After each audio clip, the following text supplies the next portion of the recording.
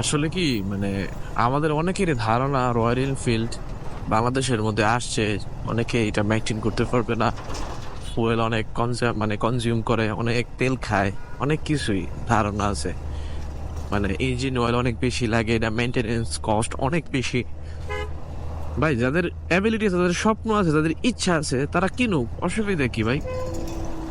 আপনি আমি তো এনে শুধু শুধু বইলা তো আলটিমেটলি লাভ নাই, তাই না?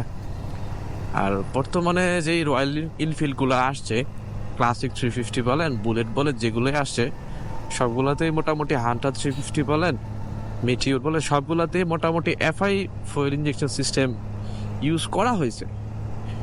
তো আশা করি তেলটা অতটা খাবে না। আর বাকি যে আগের যে কার্বোরেটর ভার্সন গুলো ছিল, মানে যেগুলো ফুল ইঞ্জেকশন সিস্টেম ছিল না, যেগুলাতে ওইগুলাতে তেল একটু বেশি খাইতো ভাই। আর বর্তমান যেগুলো আছে এটাতে তেল অতটা বেশি খায় না। আমরা যেমন বলি যে 10, 12, 15 মাইলেজ পাবেন আপনি, এই বাইক নিয়েন না ভাই, অনেক খরচ বেশি, এই সেই।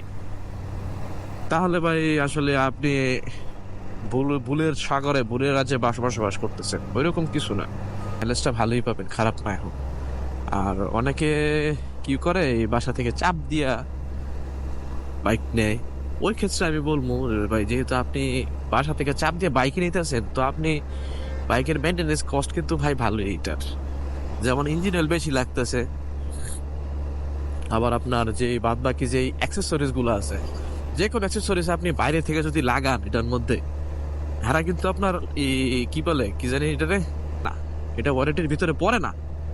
আর ওয়ারেন্টি বাতিল হয়ে যাবে সাথে সাথে যদি আপনি বাইরে থেকে কোনো অ্যাক্সেসরিজ অথবা ফগ লাইট, এই সেই যেগুলোই আছে ইউজ করেন এটার মধ্যে, আপনার বাইকের মধ্যে আপনার থাকবে না ওয়ারেন্টি। তো এটা মাথায় রাখেন, এটা মাথায় রেখে দেন বাইকটা নিয়েন। আর যারা নাকি নিজের মানে তেলের খরচ বাসা থেকে নেন, এটা খারাপ ভাবে নিয়েন না প্লিজ। কারণ আমিও এক সময় ফেস করছি ব্যাপারগুলা।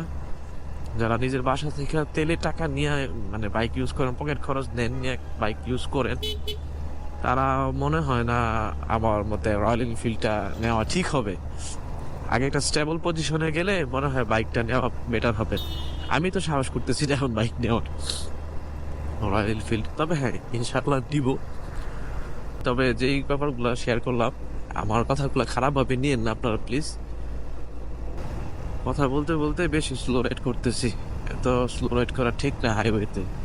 একটা মিনিমাম স্পিড মেনটেন করা উচিত হাইওয়েতে, নাহলে পিছন দিয়ে চাপ দিব, সামনে দিয়ে চাপ দিব, এই সেই।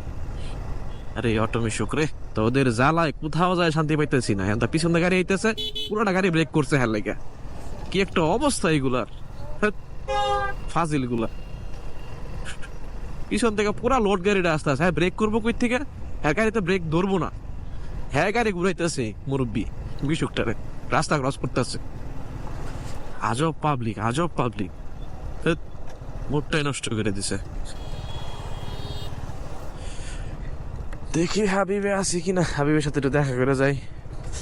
মনে হয় নাই, লোকটা তো বেশি ব্যস্ত থাকে, পরীক্ষা টরীক্ষা আছে কিনা কেটে জানে। এই আবার আর এক্স দেখা যায় একটা, ইয়ামিনি দিয়ে নে। এ লেজেন্ডারি বাইক এটা করতে আইছে, এই যে এটা, এটা করতে আইছে সেরকম একটা জিনিস। হাবিবের তো এ মাল নাইলো কই থেকে, বহুত বছর পরে দেখলাম।